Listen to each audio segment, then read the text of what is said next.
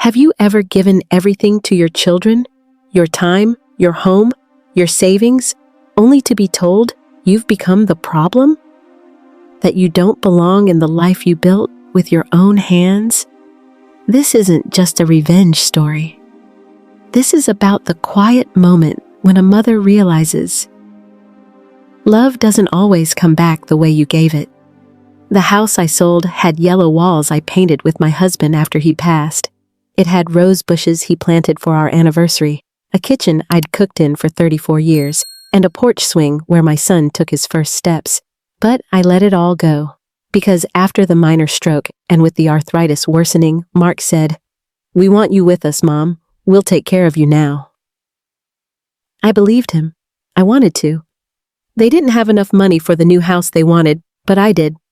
So I sold everything, my house, my car, even a CD my husband left me, and gave it to them. Mark said, "This will give us all a fresh start. You'll have your own room, a little porch to sit on. You'll be part of everything." So I signed the check.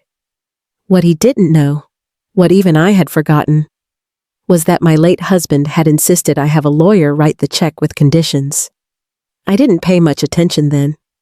It felt like a formality, a clause tucked deep inside the agreement. If I were ever removed from the home or no longer welcomed, my financial contribution could trigger legal reversion of ownership. At the time, I laughed. "You really think they'd kick me out?" I'd said. But back then, I still believed in forever. Back then, I believed my son could never look at me like I was in the way. So I packed what I had left, some sweaters, framed pictures, and a small notebook.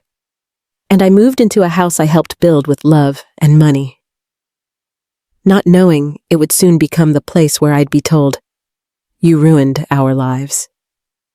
But even on that first day, before the storm, I still smiled. Because sometimes hope takes longer to die than love does, and sometimes what you signed to protect yourself ends up saving your life. It started with small things. No one said I wasn't welcome. They didn't have to.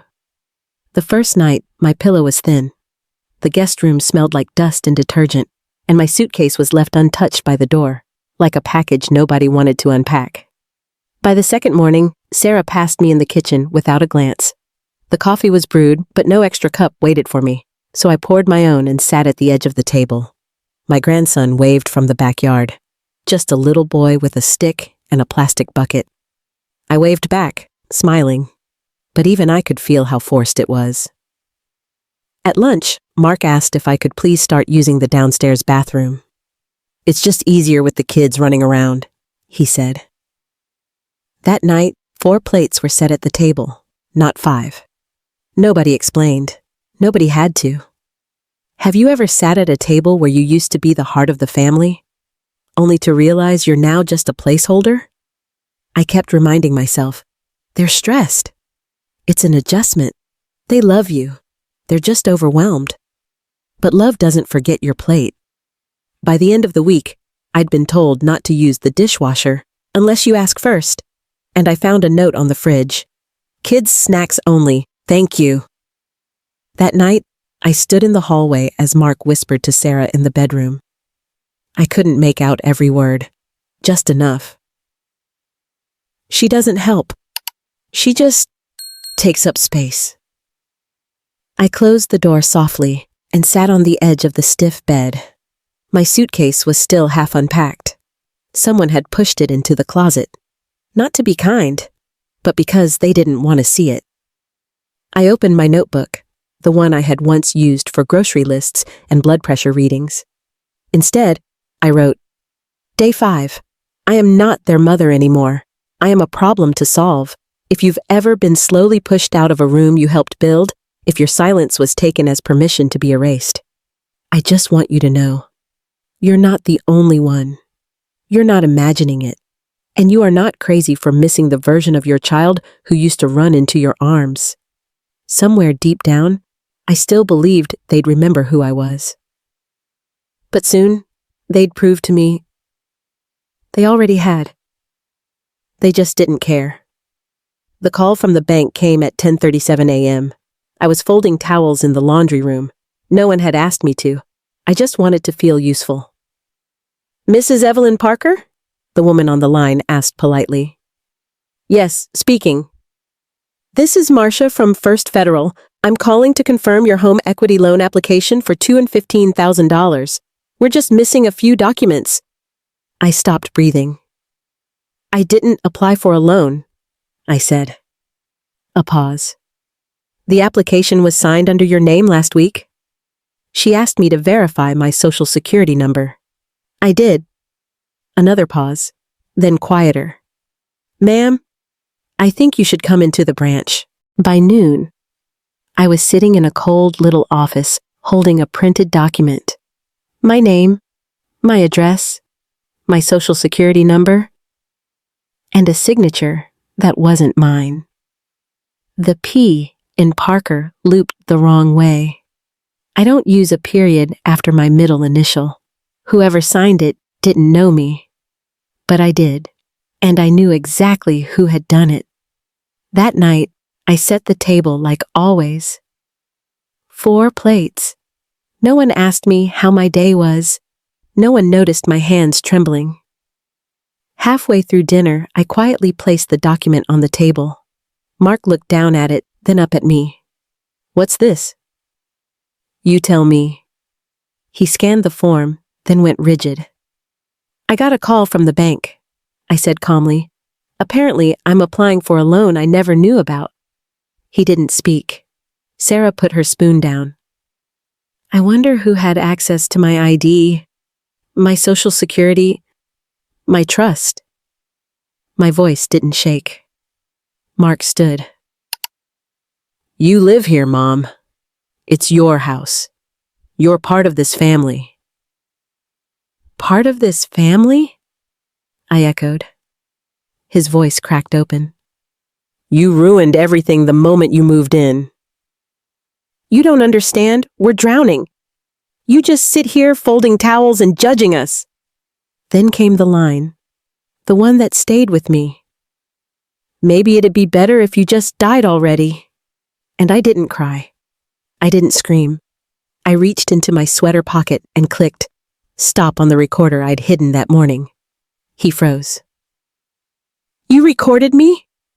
"Yes," I said, "because I've learned I need proof now, even in my own family." And in that moment, I stopped hoping for their love. I started holding on to my truth. That night, I didn't sleep. I lay on my back, staring at the ceiling, the words echoing over and over. "Maybe it'd be better if you just died already."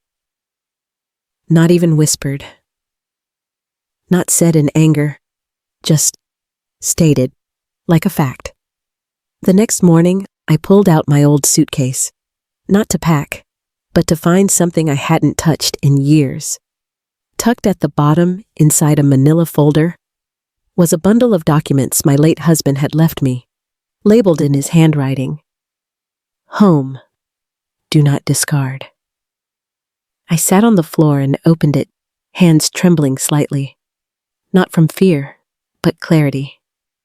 The deed, the down payment receipt, the insurance forms, and then, near the bottom, the contract. The same one I had signed when I gave them the money. I read it carefully this time, line by line. And there it was, in bold and underlined.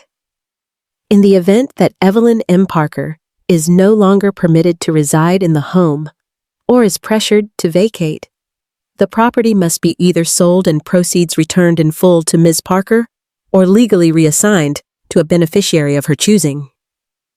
I blinked. It had been there the whole time. I'd forgotten.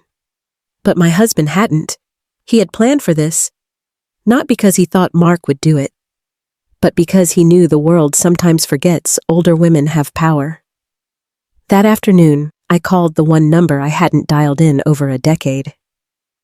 "Thomas Hargrove's office," a young voice said. "This is Evelyn Parker. I need to speak with him directly." Moments later, his warm, worn voice came on the line. "Evelyn," he said. "Good Lord, it's been a while." "I need help," I replied. "I'm listening." I told him everything. The fake loan, the silence at the dinner table, the plate that never showed up, the words that cut like knives, and the contract that might just save me. He was quiet for a long time, then said, "You're not the first mother I've seen go through this, but you might be the first one doing something about it." And right then, something shifted. I didn't need Mark to apologize. I didn't need Sarah to see me. I just needed to remember who I was before I asked permission to exist. I didn't leave that night. That would have been too loud, too emotional. And I was done giving them emotion. Instead, I smiled the next morning when I passed Sarah in the hallway. She didn't smile back. But that was fine. I wasn't smiling for her. I was rehearsing. First, I opened a new checking account at a small credit union across town under my maiden name. Then I rented a small P.O. box and transferred what remained of my retirement funds.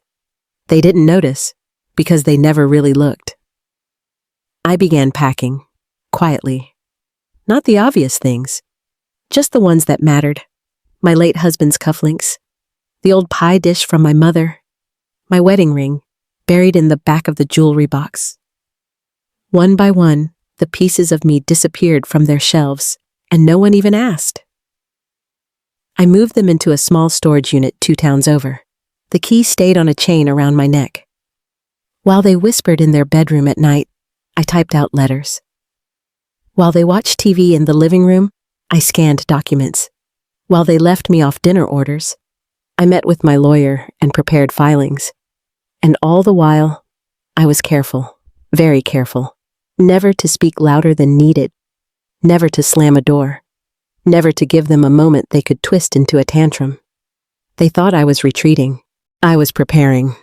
One Wednesday morning, when they left to meet with a financial advisor, probably to fix the mess they made, I stood in the kitchen and made one final phone call. The movers arrived exactly on time. Professional, quiet, no questions asked. By 9 a.m., my suitcase was zipped, the guest room empty. By 10, I was gone, but not without leaving something behind. On the kitchen table, I placed a small wooden box. Inside, a printed copy of the contract, a letter from my lawyer, a fraud complaint, 2 USB drives, one with all the recordings, one as backup, and one last letter signed in blue ink. To whom it may concern, this house no longer belongs to you. It never did. No shouting, no scene, just silence. And the weight of consequence left sitting where my chair used to be. The apartment smelled like lavender and fresh paint. 12 floors up with a wide view of the river. Quiet. Clean. Mine. Everything had already been paid in full. 12 months' rent, medical services, meal credits. My name was on every form, every document. Not borrowed, not shared. Mine.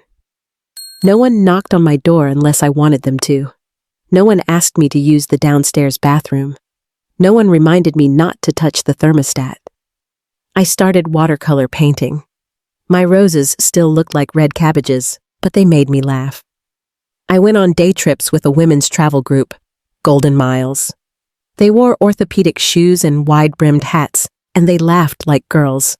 And when I told them bits of my story, they didn't gasp. They nodded, because they knew. Back at the house I left, the fallout began. The lending company dropped the application. The lawyer's letter demanded either full repayment or immediate sale. Sarah lost her job. Mark sent dozens of texts, called from different numbers. He wrote, "We didn't mean it. We were stressed. Please just come back." And once, simply, "I'm sorry, Mom." I never replied. I didn't block him either.